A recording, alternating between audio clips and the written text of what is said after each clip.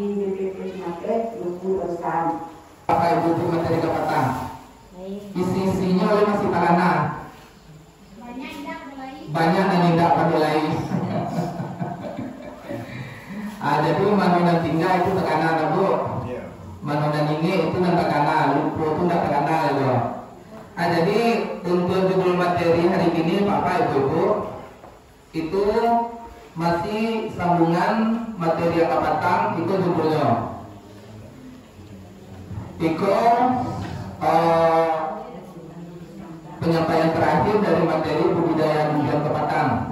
Jadi ini kita akan mematangkan pedoman teknis mengolah lubang tanam.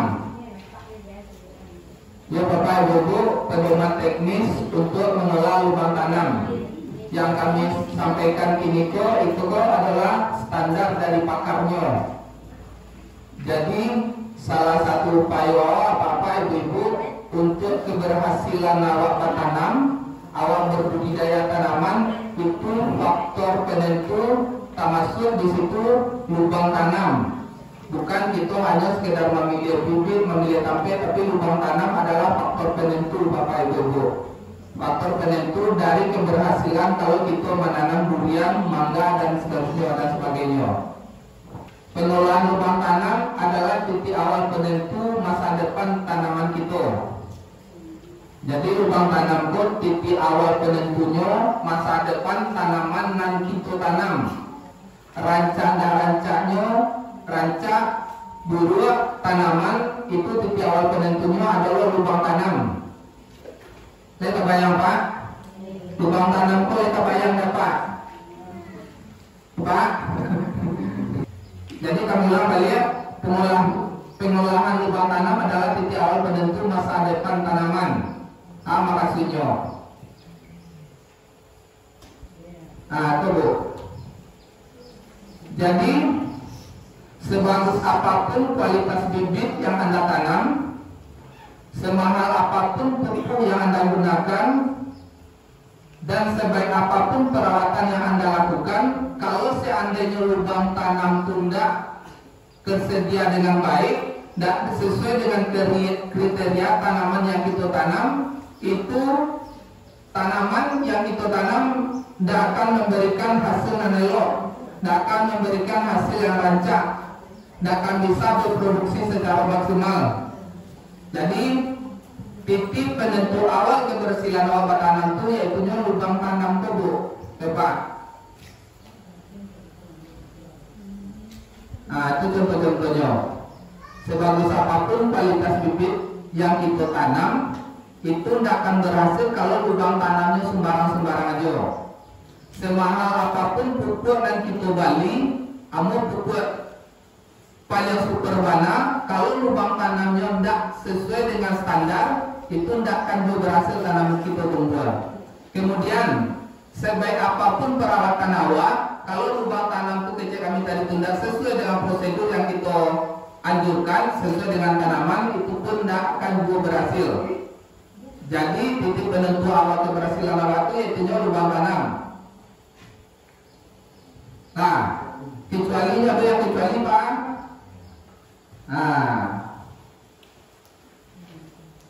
Kecuali kalau kita menanam tanaman itu di lokasi yang tanahnya rancak, yang tanahnya subur, yang tanahnya masih banyak mengandung bahan organik, yang tanahnya masih banyak mengandung mikroba-mikroba yang menguntungkan untuk tanah di tanaman.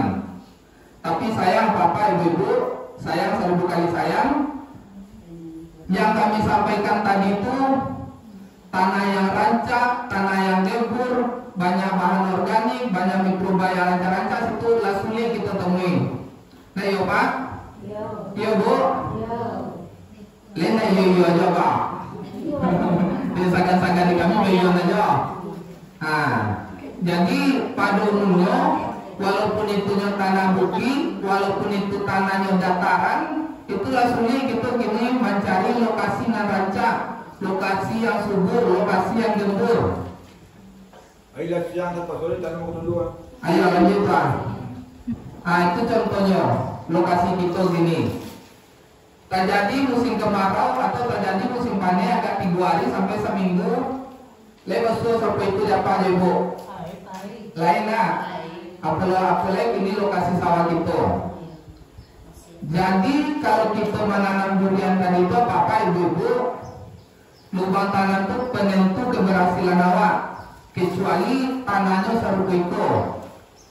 Kau bu, lihat bayang ya pak ibu serupa itu tanah. Di mana kita temui tanah serupa itu gini? Di Singko, itu gambar konyol. Itu gambar konyol. Jadi yang serupa itu yang bisa kita temui gini, yang serupa itu apa ya? Jadi intinya gini, kita harus mampailoan lubang tanam dari tanaman yang kita tanam. Langkah yang pertama itu bu, apa? Menggali lubang tanam. Nah ya pak? Ya bu. Kalau kita buat tanam tuh langkah pertama menggali lubang tanam.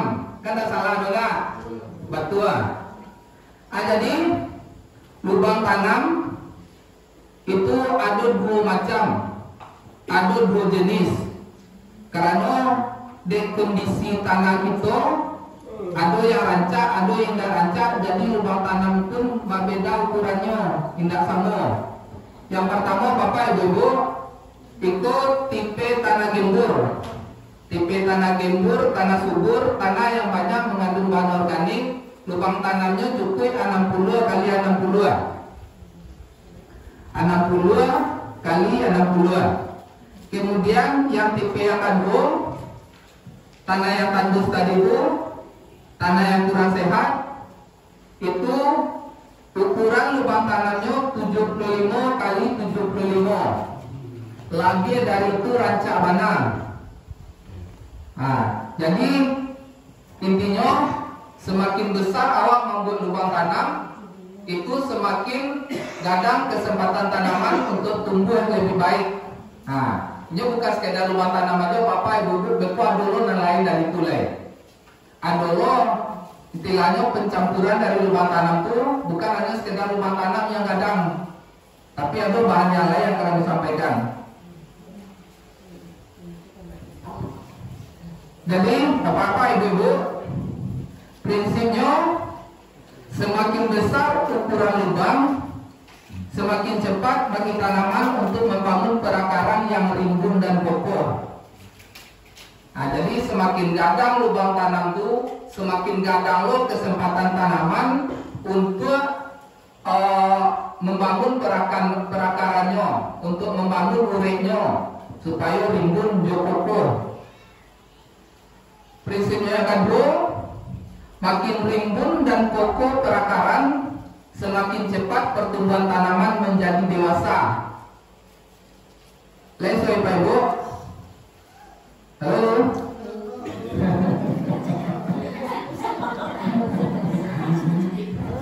Gak tak kalau Ibu.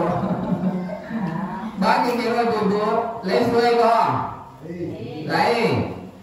Jadi prinsip yang kedua, semakin rimbun dan kokoh perakaran yang kita tanam tadi itu bu, semakin cepat tanaman itu menjadi gadang, menjadi dewasanya.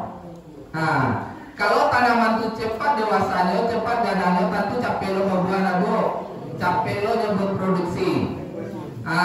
Jadi intinya ini lubang tanamnya, intinya lubang tanam. Itu contoh gambar di sebelah. Kemudian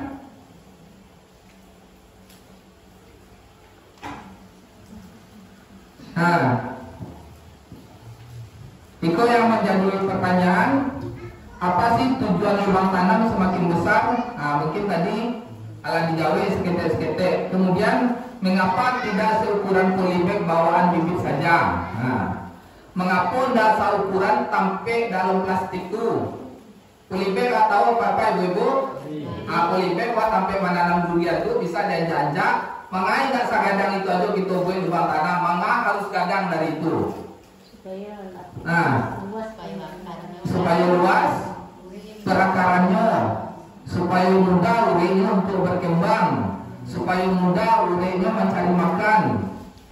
Kecemburuan itu supaya pertumbuhan akarnya di fase atau di tahap umur 1 sampai 2 tahun. Itu umur 1 sampai 2 tahun setelah tanam, Bapak Ibu, perakaran itu akan lebih mudah menembus lapisan tanah inci demi inci. Jadi fase awal tanaman itu kita tanam, Bapak Ibu, apalagi tanaman itu ketek, mudo mata istilahnya. Jadi perakaran itu alun kue lepas dulu. Alun kue untuk menembus dinding-dinding dari tanah yang kare tadi itu. Kalau seandainya kita pasuan, itu pertumbuhan tanaman itu akan kerdil, sulit untuk tumbuh. Malah beko daun, pucuk-pucuk daun, contohnya durian itulah bisa mengunyang cie-cie. Karena perakarannya tidak bebas, karena perakarannya alun kue untuk menembus tanah yang kare tadi itu. Kemudian tanaman usia muda belum memiliki perakaran yang kuat. Nah, jadi tanaman muda perakarannya alun kue lah Bapak Ibu, masih lama. 90% akarnya masih sangat kecil, lunak dan lemah, mudah patah. Ya Pak. Jadi tanaman ketek itu, tanaman durian dan ketek yang kita bahas kok, 90% akarnya masih ketek. Alun-alun akan kadang ledo, lunak, lemah dan mudah patah. Apalagi betul kita pasang untuk menanam di tanah kare, betul kita timbul di tanah kare itu akan mudah patah. Kalau seandainya akarnya mulai terganggu, itu pertumbuhan tanamannya tidak akan stabil, tidak akan normal, karena sumber dari untuk mencari makannya itu telah rusak. Kemudian jangankan menembus lapisan tanah yang keras dan padat, untuk tumbuh tanah yang gembur saja akar masih perlu bersusah payah. Nah, sedangkan di tanah gembur aja Bapak Ibu, akar yang ketek-ketek itu masih bersusah payah untuk mencari makan, untuk berkembang, untuk membuatnya rimbun. Apalagi begitu kita pasang ke tanaman padi, tanaman kare, tentu akar pun menjadi rusak total ya Bu. Tanaman kong pertumbuhannya kalau kecil kami tadi pun tidak akan stabil, daunnya akan mengunyang. Nah itu kalau akarnya tidak sanggup menembus lapisan-lapisan tanah yang kare. Paling indah akar itu sama menanam dalam pot apa ibu-ibu, akar itu berputar keliling itu aja lah. Dan taluknya keluar lagi. Nah,